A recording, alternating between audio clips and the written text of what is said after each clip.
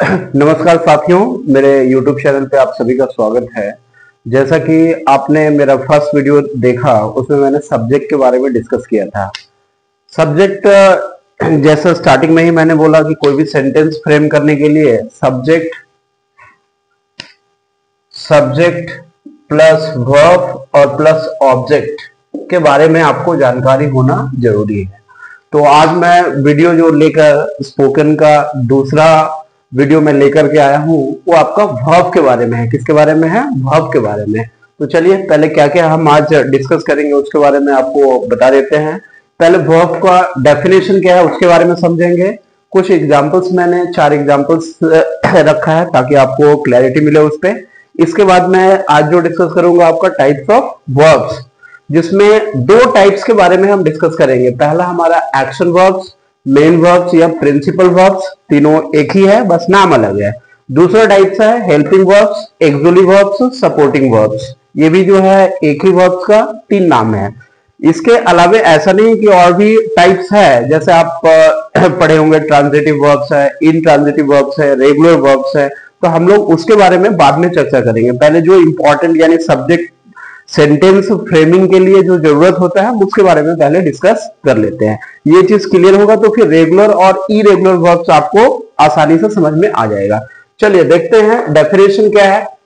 तो वर्ब को ये हिंदी में क्या बोला जाता है? क्रिया। क्रिया नहीं समझ में आ रहा है तो समझिए आप हिंदी में ये काम है। क्या है? काम। अब इसका डेफिनेशन क्या है? A verb is a doing word. A verb is a doing word, यानी वर्ब क्या है? तो एक काम करने वाला शब्द है। काम करने वाला शब्द है। इसी को और दूसरे आसान भाषा में मैंने क्या लिखा है? शोज द एक्शन, यानी जो क्या दिखाता है? वो दिखाता है आपको एक्शन दिखाता है। क्या दिखाता है? एक्शन।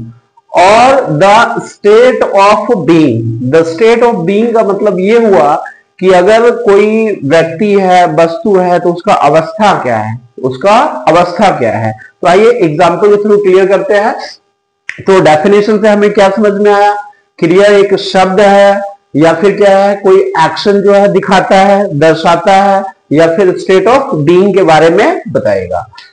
देखते हैं फर्स्ट एग्जांपल क्या है। Rani plays cricket in the evening. Rani plays cricket in the evening, यानी रानी शाम में क्रिकेट खेलती है। रानी शाम में क्रिकेट खेलती है। तो इसमें देखिए काम जो हुआ वो किस चीज का काम हुआ? वो आपका खेलने का काम हुआ।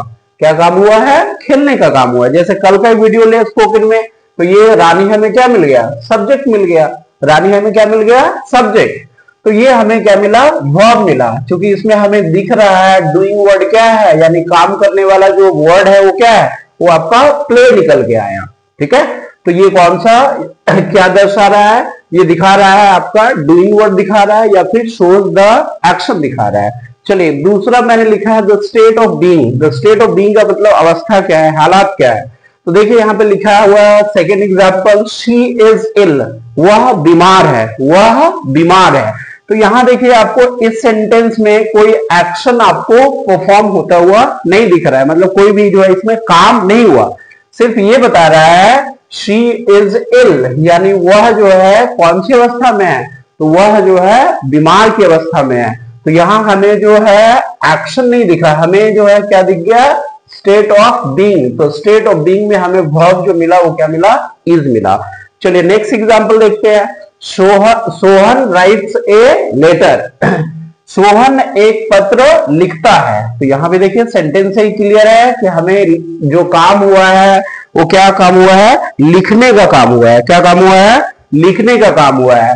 तो अब हमें यहां क्लियर हो गया है कि हमें वर्ब जो है, यानी जो वर्ड हमें वर्ब का मिला वो क्या मिला? राइट मिला। चलिए नेक्स्ट है प्रिया इज ए स्टूडेंट।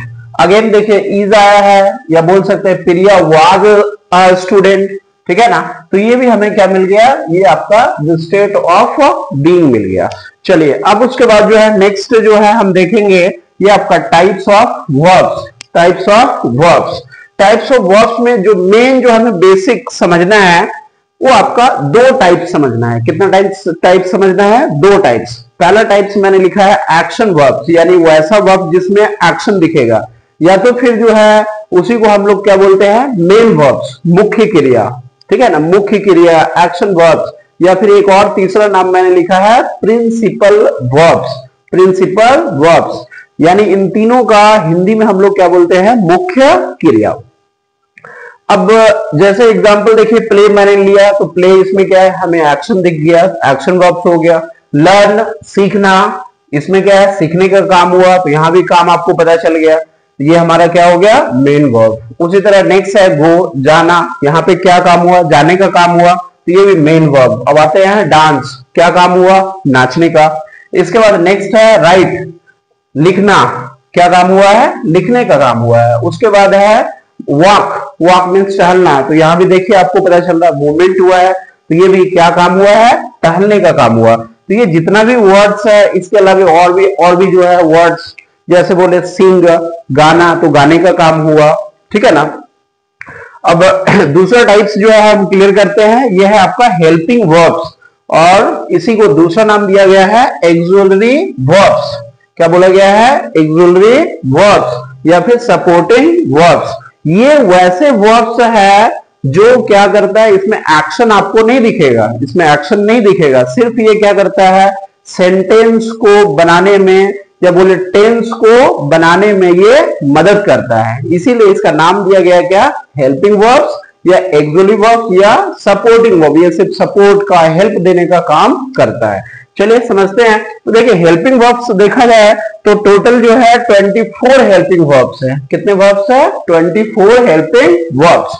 अब इसको तीन भागों में बांटा गया है। कितने भागों में, 3 भागों में बांटा गया है। पहला हम बोलेंगे एक्सुलरी वर्ब्स। क्या बोलेंगे, एक्सुलरी वर्ब। एक्सुलरी वर्ब में जैसे इज हो गया, एम हो गया, आर हो गया, वास हो गया, वेयर हो गया, डू हो गया, डस हो गया, डिड हो गया, हैव हो गया, हैज हो गया, हैड हो गया। तो अगर आप ये टोटल काउंट करेंगे तो आपको 11 जो है एक्सुलरी वर्ब्स देखने को मिलेगा। इज, एम, आर 3 हो गया, वाज, वेयर 2, 5 हो गया, डू, डज, डिड 8 हो गया, और उसके बाद हैव, हैज, हैड, टोटल कितना हो गया, 11 हो गया।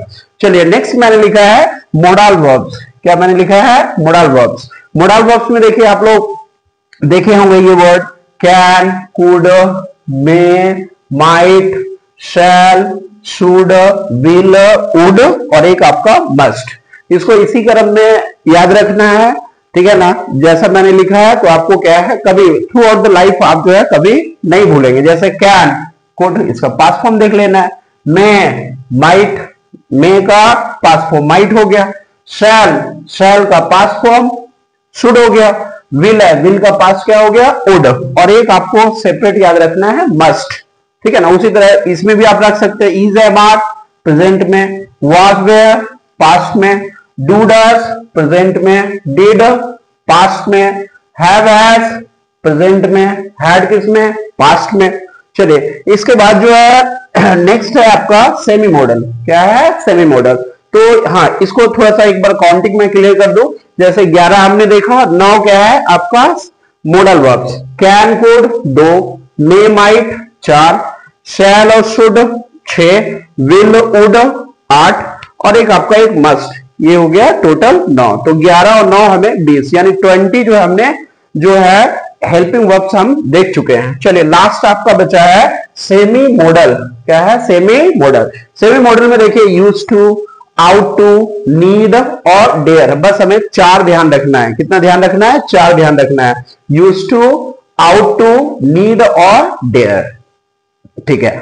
अब इसमें 4 तो 11, 9, 20 और ये आपका 4, तो टोटल हमें मिल गया कितना, 24 हेल्पिंग वर्ब्स, ठीक है। तो आई थिंक दोस्तों ये सारा जो भी आज मैं वीडियो लाया था स्पोकन का, ये दूसरा डे जिसमें मैंने वर्ब के बारे में बताया। इसका एक और पार्ट मैं कल लेके आऊंगा। अब आपको ये समझना है कि कौन सा सब्जेक्ट के साथ कौन सा वर्ब जो है अब आप लगाएंगे। इसमें बेसिक सा एक फंडा है या टेक्निक है। सिंगुलर सब्जेक्ट है तो सिंगुलर वर्ब का यूज करेंगे, अगर प्लूरल सब्जेक्ट है तो प्लूरल वर्ब का यूज करेंगे।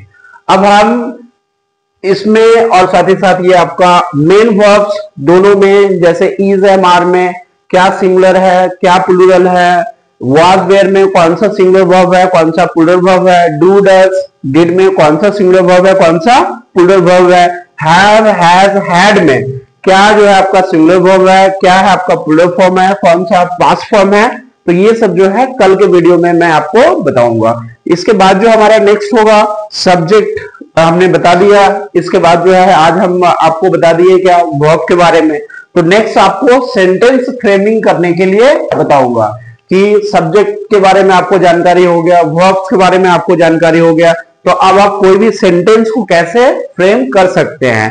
जो मैंने बताया कि बेसिक फंडा क्या है, सिंगुलर सब्जेक्ट के साथ सिंगुलर वर्ब लगाना है और प्लूरल सब्जेक्ट्स के साथ प्लूरल वर्ब लगाना है।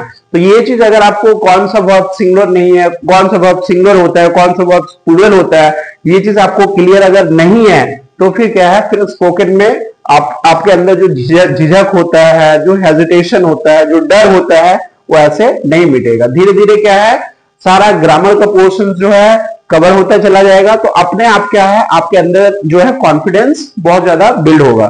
फिर उसके बाद जो है आप जो है इंग्लिश आप आसानी से बोल सकते हैं। ठीक है दोस्तों, तो मिलते हैं अगले जो है वीडियो में। और जो कल का वीडियो था उसको प्लीज आप देखने के बाद जो भी फीडबैक आपको लगता है कि इसमें सर ये चेंजेस होना चाहिए, क्योंकि पता है वो मेरा पहला वीडियो था और ये मेरा दूसरा वीडियो है, तो ये भी वीडियो देखने के बाद जैसा आपको लगे कि कुछ जो है हमें क्या करना है, चेंजेस लाना है सर, तो आप थोड़ा सा जो है अपडेट फीडबैक आप दीजिएगा, तभी मैं उस पर जो है काम कर पाऊंगा। ठीक है ना। आपका बहुत बहुत धन्यवाद। मिलते हैं अगले जो है डे में।